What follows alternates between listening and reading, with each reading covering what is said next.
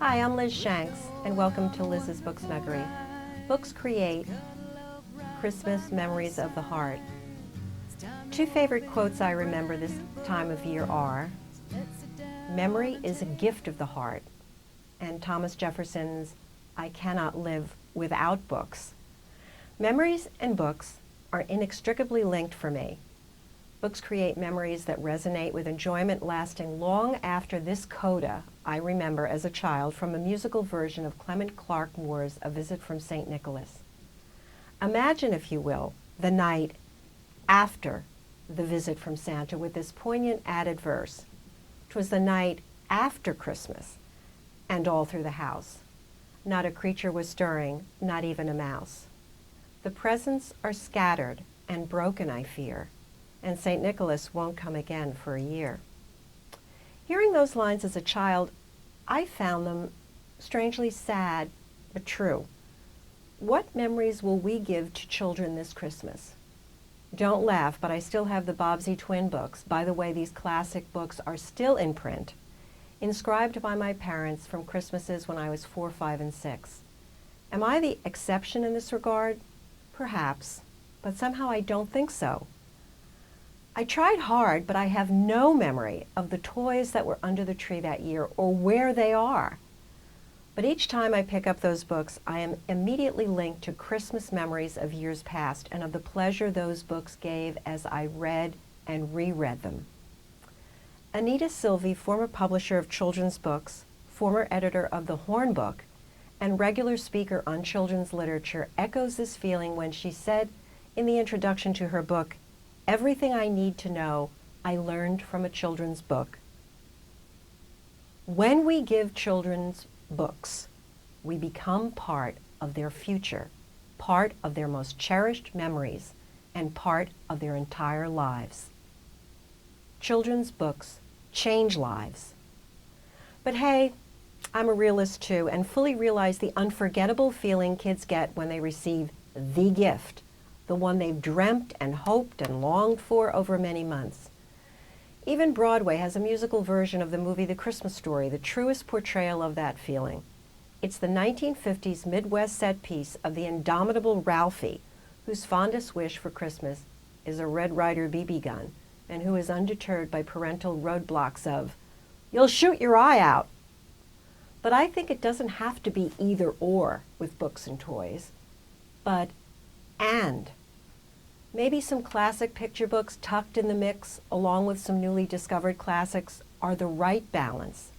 Christmas, after all, is all about giving. Both St. Nicholas and Santa, both noted givers, are only symbols of what we really hope our children enjoy this Christmas, the intangibles of the spirit of love, joy, and selflessness.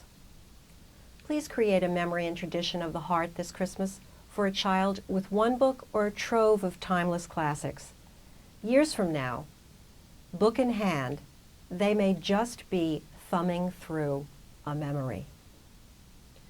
To help you get started, I've selected some classic and new Christmas books I found that are beautiful and acknowledge the secular and religious balance to Christmas that parents struggle with each year.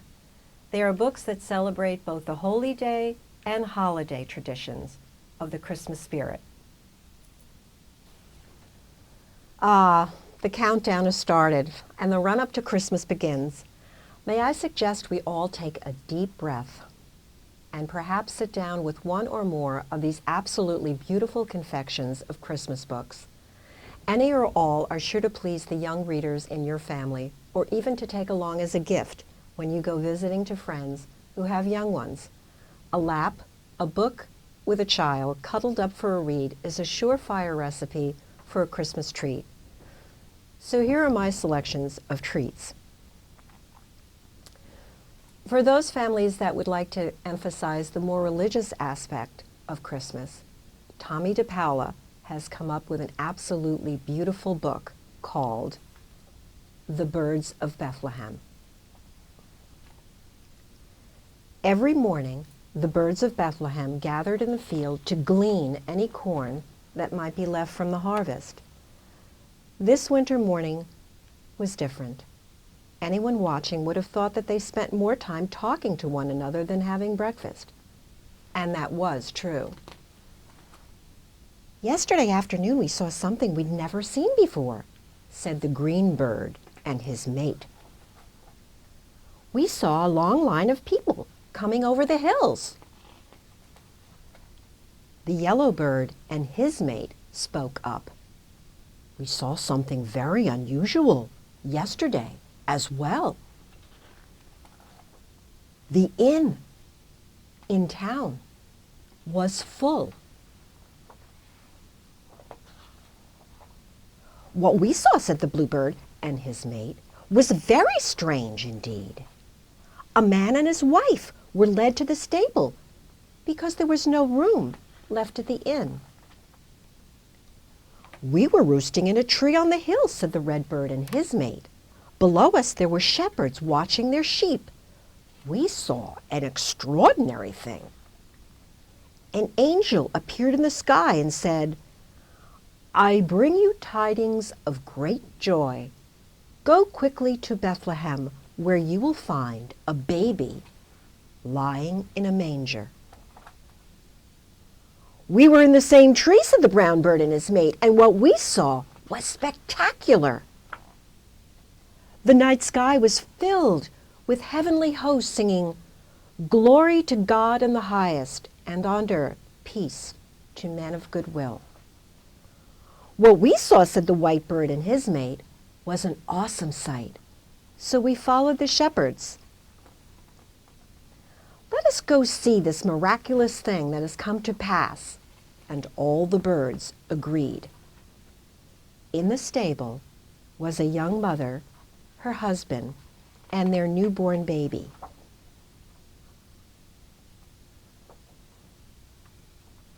This particular book was dedicated by Tomie dePaola to a special person in his life, and I'd like to acknowledge that person.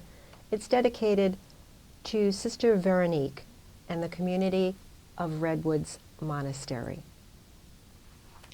I thought long and hard before I decided to give this Christmas sign-off for the Snuggery.